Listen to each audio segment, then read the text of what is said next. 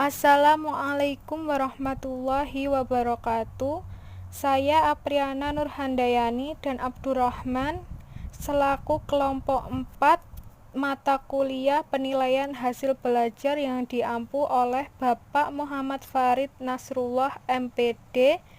Kami akan membahas tentang materi taksonomi pembelajaran dan tujuan instruksionalnya.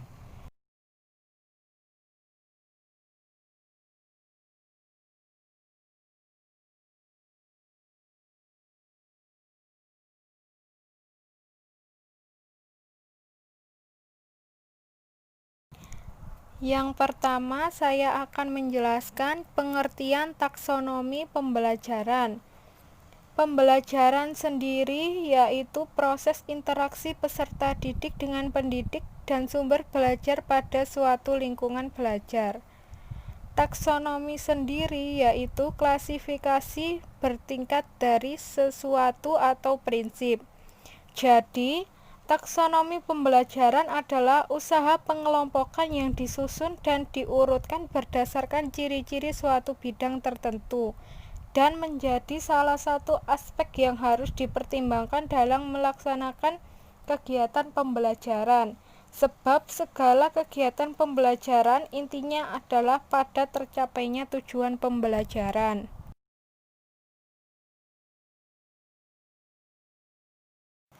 Konsep dasar taksonomi pembelajaran. Menurut Robert F. Major, tujuan pembelajaran adalah perilaku yang hendak dicapai atau yang dapat dikerjakan oleh siswa pada kondisi dan tingkat kompetensi tertentu. Menurut Kemp dan David E. Kapel, tujuan pembelajaran adalah suatu pernyataan yang dinyatakan dalam perilaku atau penampilan yang diwujudkan dalam bentuk tulisan untuk menggambarkan hasil belajar yang diharapkan. Menurut Henry Arlington, tujuan pembelajaran adalah pernyataan yang diharapkan dapat tercapai sebagai hasil belajar. Menurut Umar Hamalik, tujuan pembelajaran adalah suatu deskripsi tingkah laku yang diharapkan dicapai oleh siswa setelah berlangsung pembelajaran.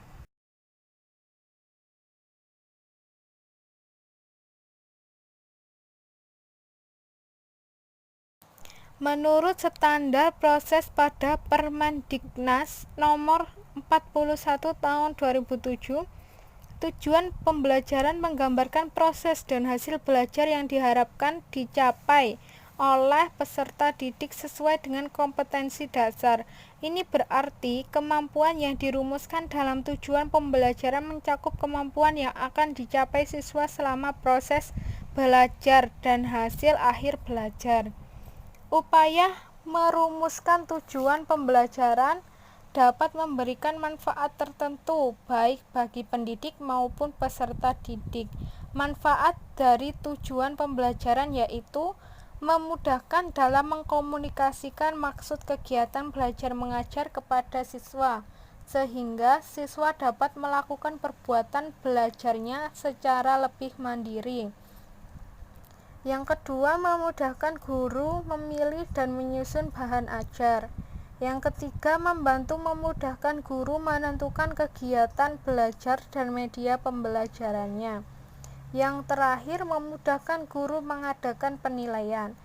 Meskipun pengertian dari para ahli berbeda-beda dalam memberikan rumusan tujuan pembelajaran, tetapi mempunyai maksud yang sama, yaitu tujuan pembelajaran adalah tercapainya perubahan perilaku pada siswa setelah mengikuti kegiatan pembelajaran. Selanjutnya, taksonomi tujuan pembelajaran diperlukan dengan pertimbangan sebagai berikut.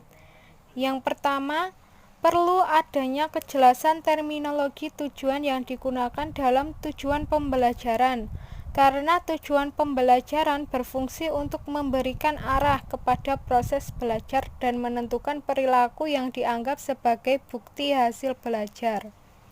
Yang kedua, sebagai alat yang akan membantu guru dalam mendeskripsikan dan menyusun tes, teknik penilaian, dan evaluasi.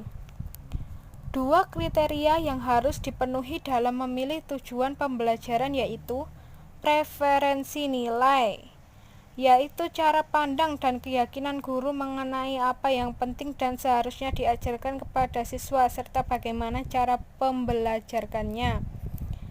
Yang kedua, analisis taksonomi perilaku. Dengan menganalisis taksonomi perilaku ini, guru akan dapat menentukan bentuk dan jenis pembelajaran yang akan dikembangkan. Apakah seorang pendidik hendak menitik beratkan pada pembelajaran kognitif, afektif, ataupun psikomotor.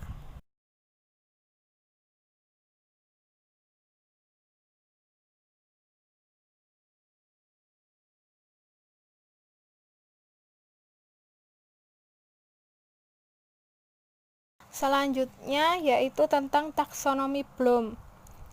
Konsep taksonomi Bloom ini dikenal oleh Benjamin S. Bloom, seorang psikolog bidang pendidikan bersama kawan-kawan pada tahun 1956. Menurut Bloom, perilaku individu dapat diklasifikasikan ke dalam 3 ranah, yaitu ranah kognitif, ranah afektif, dan ranah psikomotor.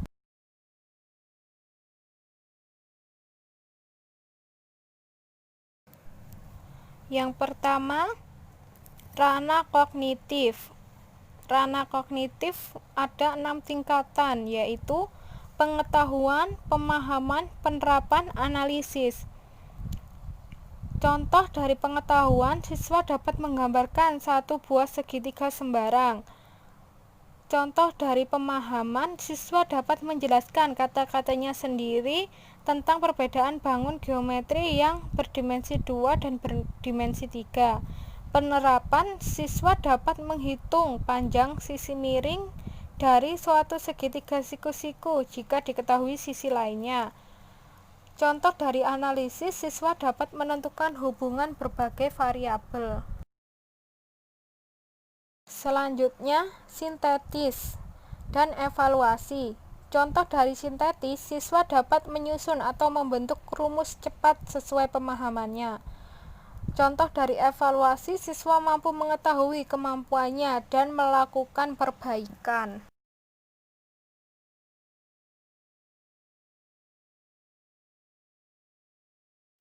Yang kedua, ranah kognitif. Tingkatannya ada 5, yaitu penerimaan, menanggapi, penghargaan terhadap nilai, pengorganisasian, dan karakteristik. Contoh yang pertama, penerimaan, siswa mampu menerima temannya yang berbeda dengannya, baik agama, budaya, dan rasnya. Menanggapi, siswa mampu berinteraksi dalam sebuah diskusi, baik bertanya, menjawab, atau menyangga. Contoh penghargaan terhadap nilai, siswa peka terhadap perbedaan individu dan budaya. Contoh pengorganisasian, siswa dapat menyelaraskan organisasi, keluarga, dan diri sendiri. Contoh karakteristik, siswa mampu menghargai seseorang dari apa yang mereka katakan, bukan dari siapa mereka.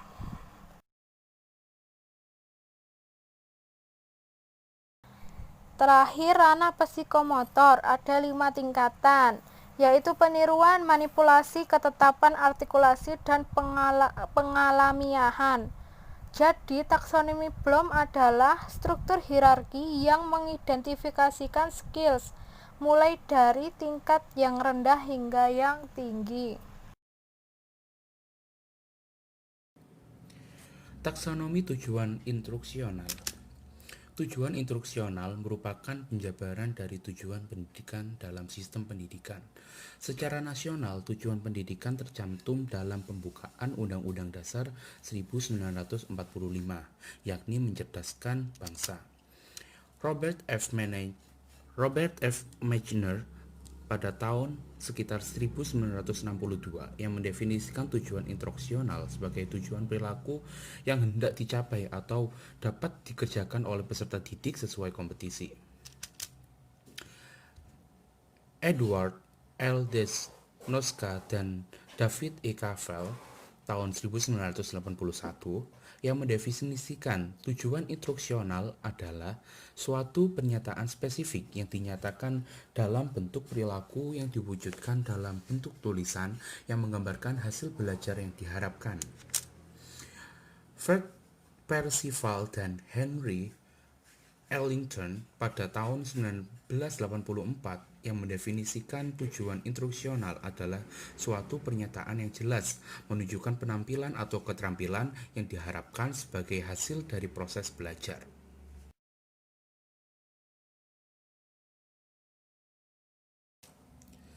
Manfaat tujuan instruksional. Kita dapat menentukan tujuan proses belajar mengajar. Yang kedua yaitu menentukan persyaratan awal instruksional. Yang ketiga merancang strategi instruksional. Yang keempat memilih media pembelajaran. Yang kelima menyusun instrumen tes sebagai evaluasi belajar. Yang keenam melakukan tindakan perbaikan pembelajaran. Tujuan instruksional dibagi dalam 3 golongan. Yang pertama ada kognitif yang berkaitan dengan tujuan belajar yang berorientasi pada kemampuan berpikir. Yang kedua, afektif yang berhubungan dengan perasaan, emosi, sistem nilai, dan sikap hati. Dan yang terakhir yaitu psikomotor yang berorientasi pada keterampilan motorik.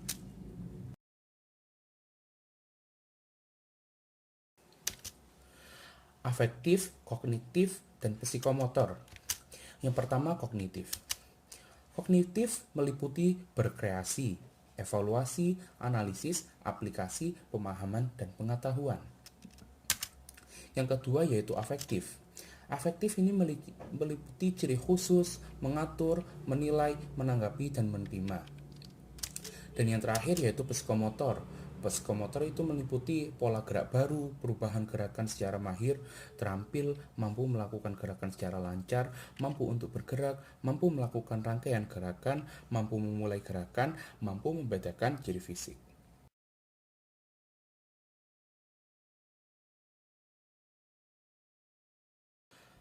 Rancangan proses belajar mengajar.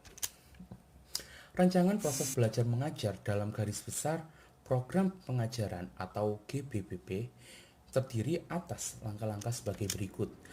Yang pertama yaitu analisis kebutuhan atau needs assessment.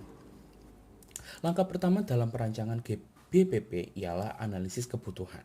Analisis kebutuhan ialah berbagai kompetensi yang dikelompokkan dalam 5 elemen. Kompetensi yaitu kompetensi dalam seperangkat tindakan cerdas, penuh tanggung jawab yang dimiliki seseorang sebagai syarat untuk dianggap mampu oleh masyarakat dalam melaksanakan tugas-tugas di bidang pekerjaan tertentu. Yang kedua yaitu merumuskan tujuan instruksional umum atau TIU. Tujuan instruksional umum merupakan suatu tujuan pembelajaran yang melatih peserta pelatihan untuk memahami materi pelatihan. Tetapi sebelum memikirkan target hasil pelatihan dengan suatu hasil yang terukur, semua kompetensi itu dijabarkan menjadi tujuan penampilan atau performance objective. Yang ketiga yaitu merumuskan tujuan instruksional khusus atau TIK. Kinerja peserta pelatihan dengan hasil terukur, misalnya untuk pengelolaan jaringan irigasi tersier, pelaksanaan teknis atau ulu-ulu P3A, mampu mengukur debit saluran, membagi air ke petak subtersier dan atau ke petak kuarter.